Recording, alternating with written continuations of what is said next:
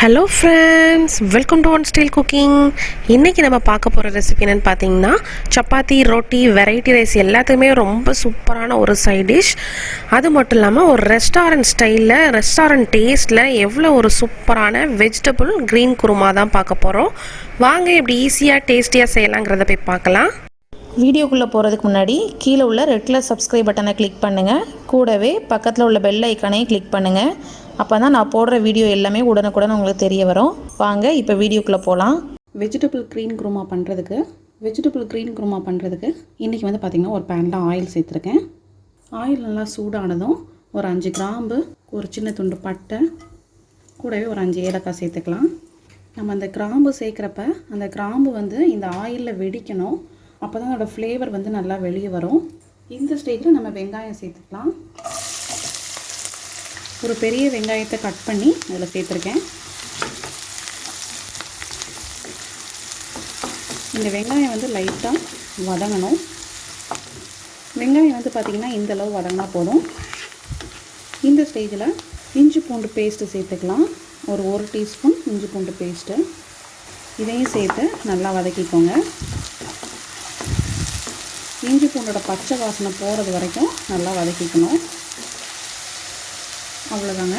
இப்போ வந்து நம்ம தக்காளி ஆட் பண்ண போகிறோம். இந்த குருமாவுக்கு வந்து பார்த்திங்கன்னா க்ரீன் குருமாங்கிறதுனால தக்காளி வந்து ரொம்ப அதிகம் சேர்க்கக்கூடாது. நான் வந்து பார்த்திங்கன்னா ஒரு பாதி தக்காளி தான் சேர்த்துருக்கேன். நீங்கள் சின்ன சைஸ் தக்காளி பழமாக இருந்துச்சுன்னா 1 சேர்த்துக்கோங்க போதும். அதிகமாக சேர்க்குறப்ப நம்மளுக்கு கலரும் சேஞ்ச் ஆகும். ஸோ குருமாவோட டேஸ்ட்டுமே கொஞ்சம் டிஃபர் ஆகும். தக்காளி சேர்த்துட்டு இதுக்கு தேவையான அளவு உப்பு சேர்த்துக்கலாம். உப்பு சேர்த்து இதை நல்லா மூடி வச்சிடலாம். இந்த தக்காளி வந்து ஒரு 2 நிமிஷம் நல்லா குக் ஆகட்டும். பாருங்கள், தக்காளி வந்து நல்லா குக் ஆகிடுச்சு. நல்லா மேஷ் பண்ணி விட்டுக்கோங்க. நான்ஸ்டிக்ங்கிறதுனால நான் வந்து அப்படியே விட்டேன். நீங்கள் வேறு ஏதாவது பாத்திரத்தில் செஞ்சிங்கன்னா இடையில கிளறி விட்டுக்கோங்க. இப்போ இதில் வெஜிடபிள்ஸ் எல்லாம் ஆட் பண்ணிடலாம். நான் வந்து இன்றைக்கி பார்த்திங்கன்னா கேரட், க்ரீன் பீஸ், பொட்டேட்டோ எடுத்திருக்கேன். இதை 3 ஆட் பண்ணிக்கலாம். இது வந்து பார்த்திங்கன்னா ஆப்ஷனல் தான். இது வந்து ரம்பை இலை, பேண்டம் லீன்ஸ் சொல்லுவாங்க. இது ரொம்ப கிரேவிக்கு, குருமா, அப்புறம் நான்வெஜ் ஐட்டம்ஸ் எல்லாத்தையுமே ரொம்ப ஃப்ளேவர் இருக்கும். ரொம்ப சூப்பராக இருக்கும். இது இருந்துச்சுன்னா மிஸ் பண்ணிடாதீங்க. இல்லைனாலும் ஒன்றும் பிரச்சனை இல்லை. நான் வந்து எங்கிட்ட இருக்கிறதுனால கொஞ்சமாக ஆட் பண்ணிக்கிறேன். இப்போ இது எல்லாம் சேர்த்து நல்லா மிக்ஸ் பண்ணிக்கோங்க. நம்ம உப்பு எல்லாம் முதல்ல சேர்த்ததுனால நம்மளுக்கு இந்த உப்பு போதும். அப்புறம் கடைசி தேவைப்பட்டால் நம்ம ஆட் பண்ணிக்கலாம். இப்போ இந்த வெஜிடபிள்ஸ்லாம் ஆயிலே சேர்த்து வதங்கட்டும்.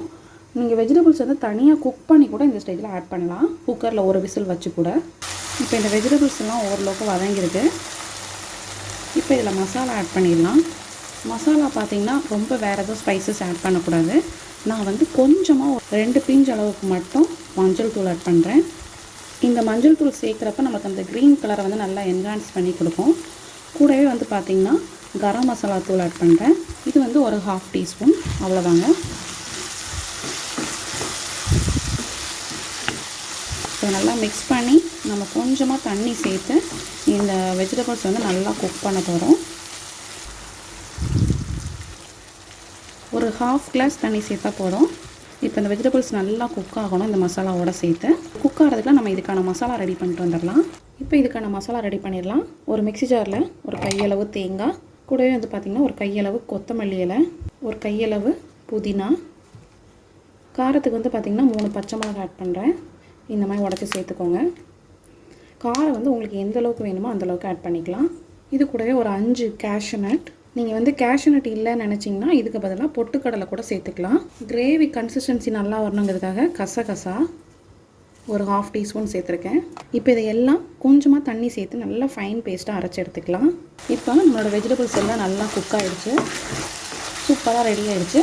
இந்த ஸ்டேஜில் நம்ம அரைச்சி வச்சுருக்கோம்ல பேஸ்ட்டு, அதை சேர்த்துக்கலாம். இது கூடவே எக்ஸ்ட்ரா கொஞ்சம் தண்ணி சேர்த்துக்கலாம். நம்ம கசகசா, முந்திரி எல்லாம் சேர்த்துருக்கிறதுனால கொஞ்சம் தண்ணி எக்ஸ்ட்ரா சேர்த்துக்கோங்க. ஏன்னா நம்மளுக்கு இது நல்லா கொதித்து வரப்போ நம்மளுக்கு கன்சிஸ்டன்சி கரெக்டாக இருக்கும். இன்னும் கூட கொஞ்சம் தண்ணி ஆட் பண்ணிக்கிறேன். உப்பு மட்டும் கொஞ்சமாக ஆட் பண்ணிக்கலாம். அவ்வளோதான். இப்போ இதை நல்லா மூடி வச்சு அந்த ஆயில் நல்லா பிரிஞ்சு வர்றது வரைக்கும் நம்ம இதை கொதிக்க விடணும். இப்போ பார்த்திங்கன்னா ஆயிலெல்லாம் நல்லா பிரிஞ்சு வந்துட்டு நம்மளோட க்ரீன் குருமா சூப்பராக ரெடி ஆகிடுச்சு. ரொட்டி சப்பாத்தி வெரைட்டி ரைஸோடலாம் வச்சு சாப்பிட்றதுக்கு ரொம்பவே சூப்பராக இருக்கும். இப்போ நம்ம அடுப்பு ஆஃப் பண்ணிடலாம்.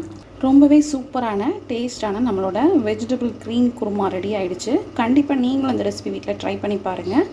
இந்த ரெசிபி பிடிச்சிருந்துச்சுன்னா நம்ம சேனலை லைக் பண்ணுங்கள், ஷேர் பண்ணுங்கள், சப்ஸ்கிரைப் பண்ணுங்கள். இந்த ரெசிபி பற்றின கமெண்ட்ஸையும் கமெண்ட் பாக்ஸில் தெரிவிங்க. நெக்ஸ்ட் ஒரு சூப்பரான ஒரு வீடியோவில் மீட் பண்ணுறேன். தேங்க்யூ.